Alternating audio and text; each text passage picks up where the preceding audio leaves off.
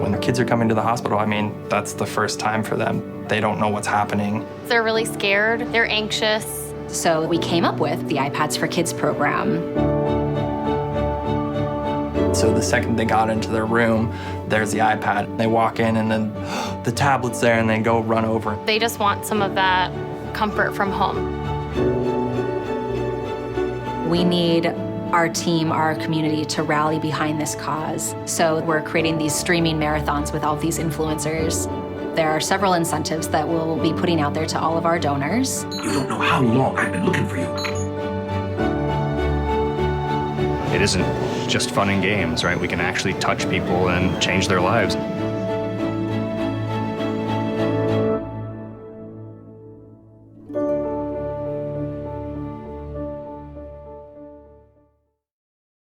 His babysitter was driving to our friend's house when she took a turn too fast and she drove off the road, hit our neighbor's mailbox, and flipped over the UTV. Eli and I were both ejected out of it. I see the UTV overturned. I see Eli. He was sitting in a friend of ours in her lap, and I see his face. It was bleeding, and he said, "Daddy, go see Shane. Shane's got a boo-boo on his arm." I had a hole in my right arm that went straight to bone. I had to have skin grafts. I also had some burns on my head, broken nose, or oral fracture in my eye. You know, we kind of had a man-on-man defense where I was with Eli and Simi was with Shane most of the time. And when Eli arrived, originally because he was solely a burn patient, he was supposed to be on the burn unit floor. They understood the fact that I had another son there, that we had both of our boys there, and they did allow Eli to also be on the same floor in the same unit as Shane, just a few doors down. I mean, anything that we asked of them, they were more than willing to do for us. Our children's hospital is Maria Ferrari Children's Hospital. Someone had gotten us walkie-talkies, so whenever one of us wanted to talk, all we had to do was pick up a walkie-talkie. Are you feeling better? Yes, Eli, I'm feeling better. Every time I'm in line now at a store and they ask if I want to donate to a children's hospital, I donate whatever I can.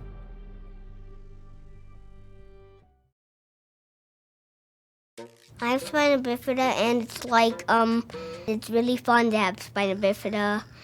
Like, you could, get a wheelchair and go and learn how to go fast, and, you can also learn how to crawl fast. Yeah, I could probably crawl like 10,000 miles and not get tired. I go to the CHOP, Children's Hospital of Philadelphia, and it is very, very fun to be there. I always love when I'm on the second floor because there's a ginormous ramp I go down. It's like a half a mile long. Miss Sarah is one of my favorites, and I like to tell you about her. She is very, very, very, very nice. If I could raise $1 million, I would spend it on curing brain cancer.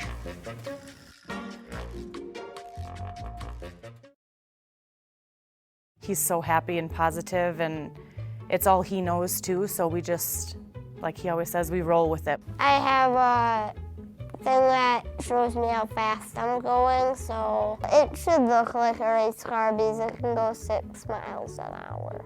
He has a pulmonologist, a cardiologist, a gastrointestinal doctor, a nutritionist, a neurologist. He's got a whole team that just follows his wheelchair. He calls the child life specialists the play ladies.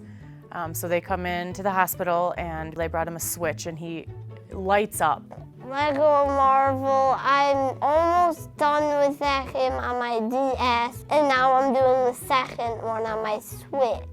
Pokemon, Star Wars, Transformers. Fortnite's pretty much a game that's trying to get you addicted to it.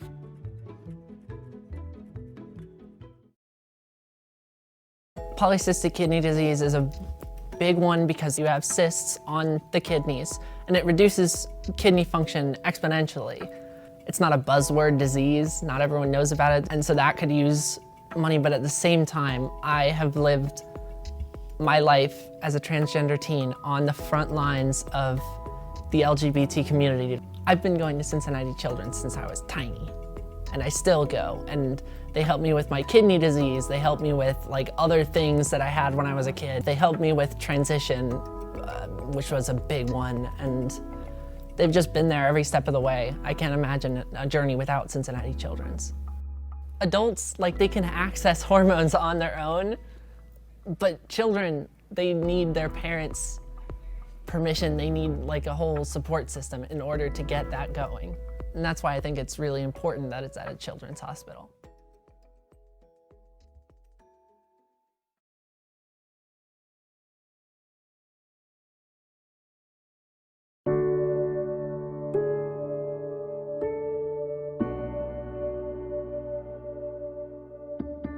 Whenever a family has a child with an illness, you never know where that journey's going to take you. And we always prayed for a miracle.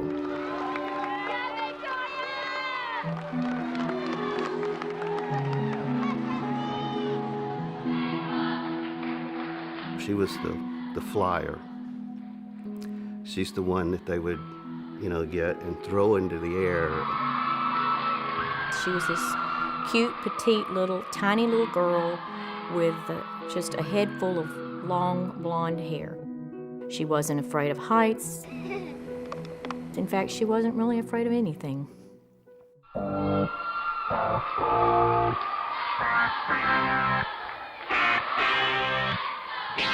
I've got a story just like anyone else. A wise man said, this too shall pass.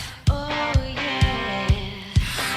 High and on, I'm gonna go all the way this time. Flying, never coming down. Gonna reach the stars. I'm going high. We had noticed she had just gotten weak.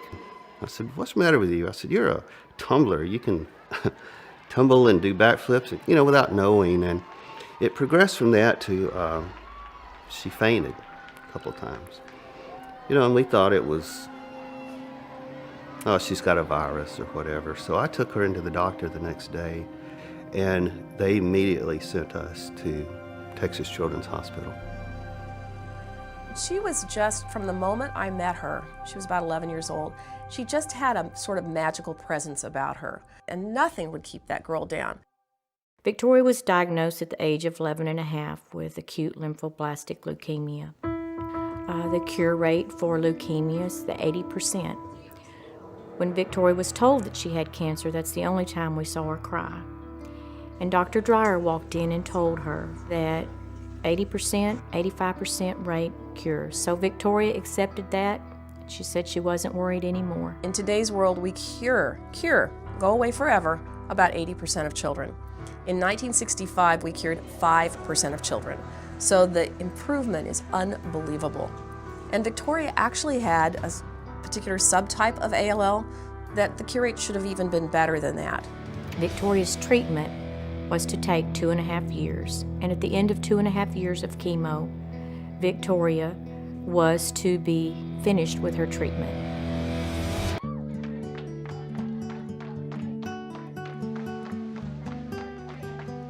So during that time, she had some good days, she had some bad days.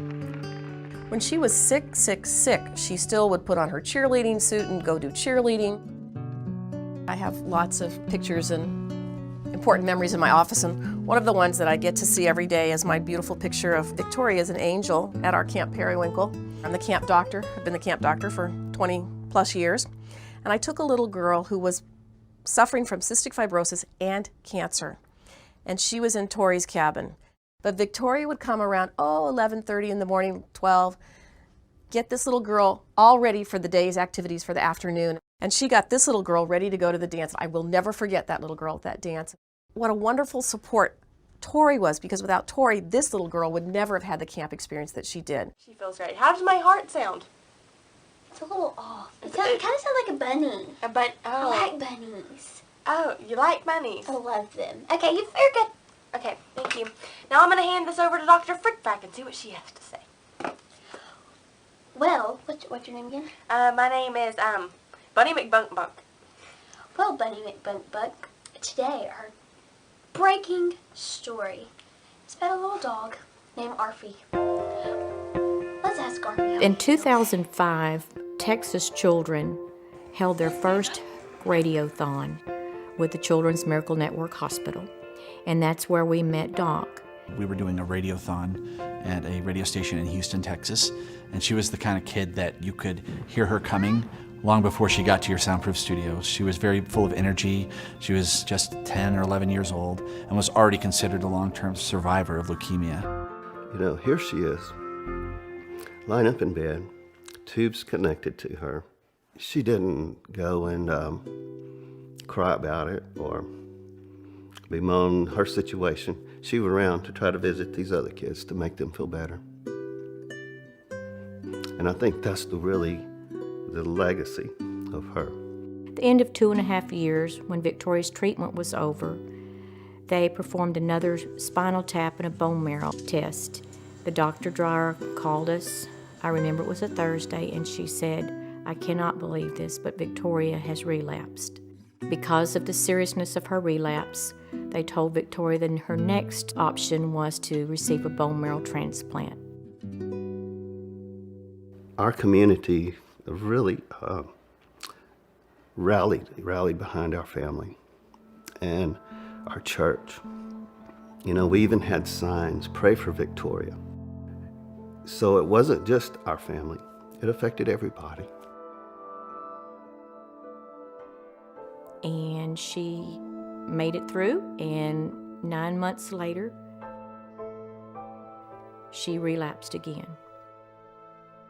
Joellen called me and she had just the worst news ever, and that is that Victoria's cancer had returned. So this was 3 times she was told that she had cancer. And so we began another journey to receive a second bone marrow transplant. Victoria at that time decided she was going to fight and entered the hospital for what would turn out to be an extremely long stay, many, many, many months. And so as a result of this extended stay, I saw that there wasn't as much for her to do as you can stay placated with as a young person. And he asked her at that time, he said, "Victoria, do you like to play video games?" She said, "I love to play video games." So I put the word out to a website that I worked with called Sarcastic Gamer, and the online community responded in droves. What I expected to be a couple of games that might come from here and there instead turned out to be things coming from all over the world. And we started receiving boxes of games. We had games that came in from Asia and Europe, and He was receiving games from all over Texas, all over the United States. so much so that it became sort of overwhelming. Tori had to end up giving it away to other kids who were also stuck in the hospital. She was the one to go around to be that extra person for all these other children.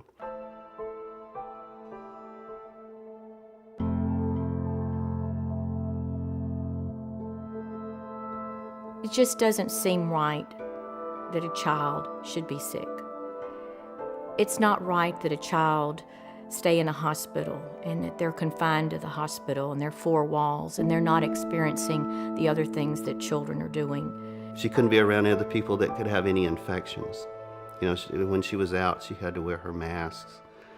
During this time, Victoria contracted a fungal infection, which is from a very low immune system, and she had little to no immune system left. And I asked her what she wanted for Christmas, and she said, "I'd really just like to get out of this hospital and go see Christmas lights. Christmas lights are something my family and I go see together all the time, and I can't even leave to go see Christmas lights." We knew that during the final stages that we weren't going to have Victoria with us much longer. We were only outside for about 10 minutes, but it was a very special 10 minutes. There wasn't a lot of talking. We just looked at lights.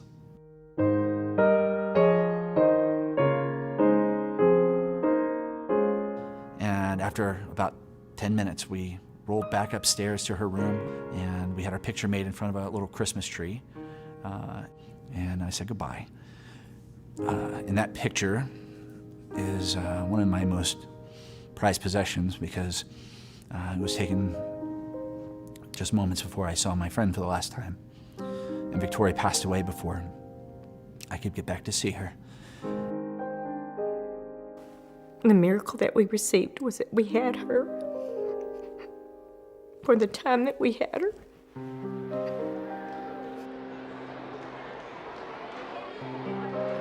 I brought her picture, and I just put that on the table.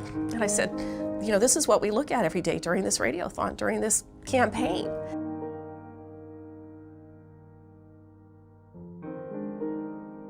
Victoria passed away on January 21st, 2008, after a 4-year battle with leukemia, failed bone marrow transplants, and fungal infections.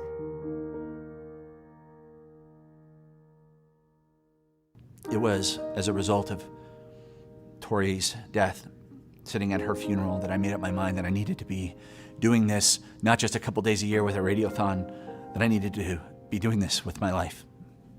Doc wanted to do something special for Victoria, in memory of Victoria. And he came up with a fundraiser called ExtraLife. And this fundraiser would be for the gaming community.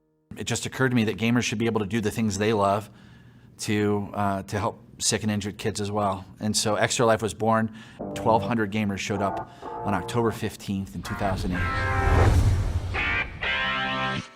With this year's ExtraLife Gaming Marathon, we're helping save kids' lives. You don't even have to be a crime-fighting superhero.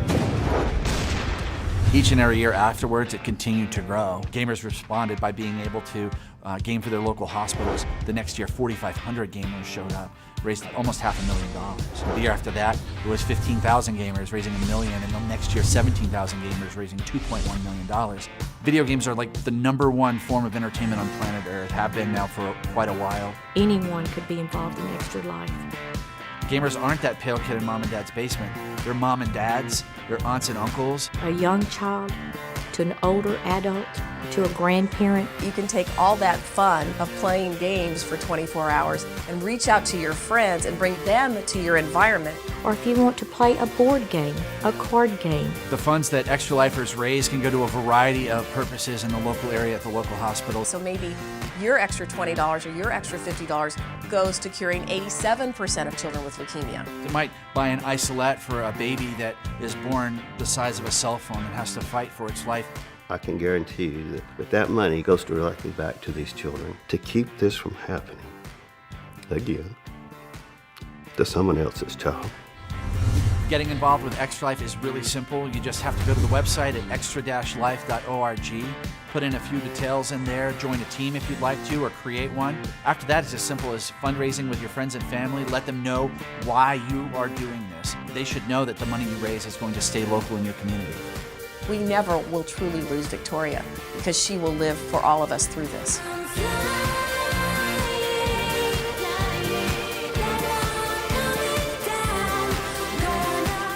It started with a little girl in Orange, Texas.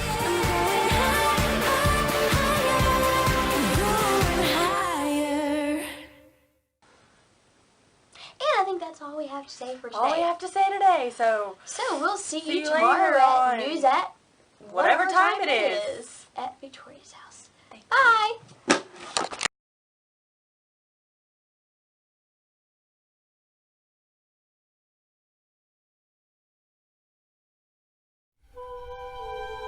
Thank you.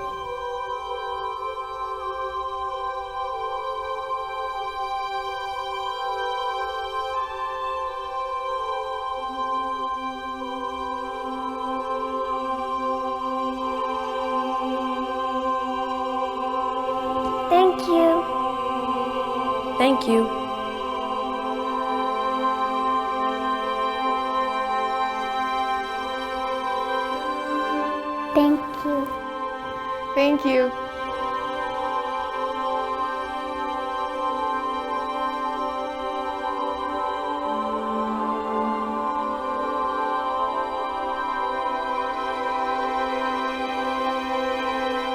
you.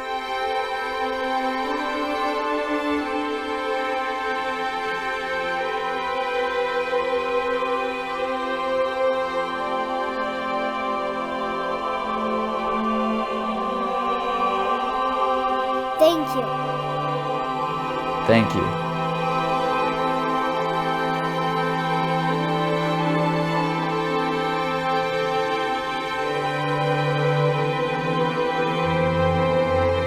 Thank you.